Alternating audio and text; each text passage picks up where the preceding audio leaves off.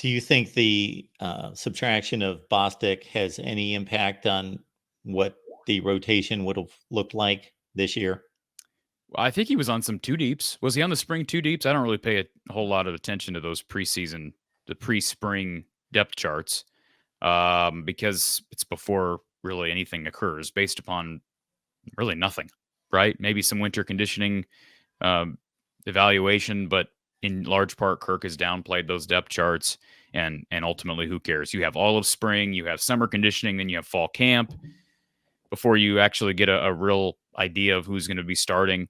That wide receiver room has been so abysmal for so long. Mark, I posted a video earlier today on my channel about this disturbing trend of numbers. And if people want to go over there and watch it, I encourage them to go to my channel, From the Hawkeye of the Storm, and just watch. It's a very short video. And I'll talk more about this down the line. But I want to read these numbers to you, Mark. And you tell me, and I know this is sort of anecdotal because we can't measure it. We don't have other numbers to measure it against right now. But since the end of, let's just go beginning of 2022 calendar year. Okay. Beginning of the 2022 calendar year. And when I say that, I'm talking, let's rephrase that, post 2021 season. So in other words, 2022 cycle, some guys could have entered late in the 21 season. That would have been part of the 22 transfer portal cycle. Listen to the number of receivers on scholarship from Iowa who have left the program. Jacob Bostic, Deontay Vines, Arlen Bruce IV, Keegan Johnson, Charlie Jones, Tyrone Tracy, Desmond Hudson, Quavon Matthews. Brody Brecht gave up football for baseball. That is 8, and if you count Brecht, 9 players in the 22, 23, 24 portal cycles, and we just started this portal cycle, so is it possible you get another one in there? I guess anything's possible.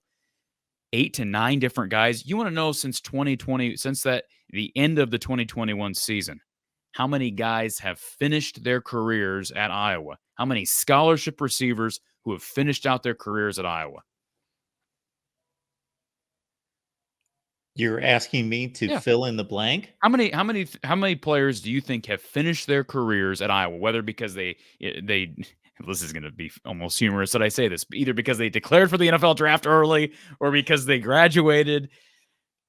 How many? Zero declared for the NFL draft early. How many scholarship receivers over the last 3 years, since the end of the 2021 season, have finished their careers at Iowa? 3. The answer is 2. Nico Ragaini and Max Cooper. That's it. Cooper. Yeah, Max Cooper. I know that was going to be your first. He didn't do anything. Okay. He was on scholarship. My one big memory of Max Cooper, he seemed like a nice guy. I think somebody told me the other day he's got a podcast on YouTube, so I guess he's a competitor. So I'm not trying to rip a competitor here, Mark.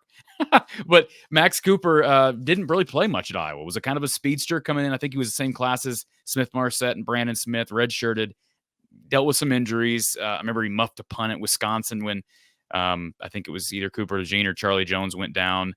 And but that's basically all I remember Max Cooper doing. He really didn't do anything at wide receiver position. 2 guys. Doesn't that seem, that's got to be like, I don't know how those numbers compare to every other Big Ten school, but I'd love for somebody to tell me. I'm going to sign one of our stats guys. It's either Kyle or Tony. It has to be. That's crazy. 8 to 9 scholarship receivers. 22 cycle through 24 cycle have left Iowa and not finished their careers as part of the Iowa football program, whereas only 2 scholarship receivers have graduated, finished their careers at Iowa. That's incredible. I can summarize the Iowa football product in this manner. No other team in the conference needs to spread out its wealth of talent, development, and production. So that's 3 things. You start with talent, you develop the talent, then you get production out of that. More than Iowa. We are going to talk linebackers today. We're talking about arguably the best unit in the country, and they don't have any wide receivers. Well, I mean, that's a little unfair to say, hey, they have no wide receivers. They have Caleb Brown, who's an Ohio State transfer. What are you laughing at? He's a 4-star kid. I'm not saying he's done nothing. And yeah, he's done nothing. Well, No, I'm yes. not saying he's no good and he doesn't have any talent, but would be the last person to say that. But man, that's the ceiling right now. Yes. Yes. When's the last time any receiver has done much of anything at Iowa? When's the last time?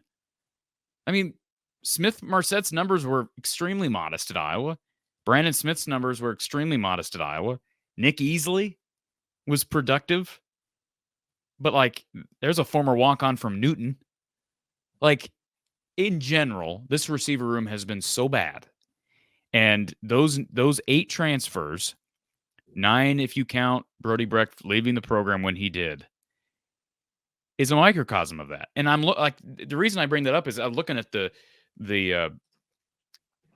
gamut of guys they have this year, and I'm like, wow, they have what, 6 guys on scholarship? Let's see, Caleb Brown, Seth Anderson, Alex Moda, Dayton Howard, Jarrett Bowie, 5 guys now, if I'm counting correctly, on scholarship at receiver. And based on like numbers and history, recent history, you expect probably 3 to 4 of those guys to not finish their careers at Iowa. I just find that fascinating. And that's one of the reasons why John Budmeyer being promoted as the wide receivers coach, when he's had no experience at the position, they've had issues recruiting at that position. He's a former quarterbacks guy who didn't particularly impress too many people outside the confines of the Iowa facility. Working with the quarterbacks for the last 2 years, that just seemed like an odd hire, and I'll double down on that take. I hope it works out. I mentioned that in the video earlier. I hope he turns the room around. And Bostic leaving was a little unexpected. He was part of media availability last week, and I listened to his availability. I was not there for that availability, but I listened to some of the video footage, the audio from him after I heard he was in the portal today. And he was very complimentary of Tim Lester and Caleb Brown and the guys in that room. So maybe he made a decision here in the last couple of days. I sure wouldn't think, Mark, that Iowa would have put him out there before the media when they only select a few players to speak to the media. I wouldn't think they would have done that had they known he was leaving. So my guess is either A, he didn't tell them he was leaving, or B, he hadn't decided to leave until now. But he is leaving, and perhaps part of that is because Jarrett Bowie has come on strong. Tampa native. Have heard some good things about him so far this spring. So, hopefully you can. I mean, you're going to have to. Seth Anderson's dinged up right now, is not practicing, but hopefully between Caleb Brown, Seth Anderson, Jarrett Bowie, I don't know where to go. Like I really don't know who to go to after that. Boy. They need to go to the portal at receiver again. Isn't that sad? Again. So the open practice is at, I believe, 11:45 Eastern, so 10:45 Central on Saturday. I'll confirm that. I believe you're correct. Those are the numbers that I saw. So Corey will be there, and I'm going to ask you this right on the air and put the pressure on you. But in the midst of everything that you're doing, if at any point that evening or at whatever point you can stop by the Voice of College Football, we would love to have you for a quick hit. Wonderful. Or whether that's that particular day or not. And then also one other thing, Jackson, if you are in the chat, if you can grab Corey's video that he mentioned, his latest video that was just posted today, put that in the chat so people have the link there. And then also, if you would be so kind, grab my rant about the transfer portal, because I went on a bit of a rant as well, and you could drop that as well, because it really much speaks to what's going on right now.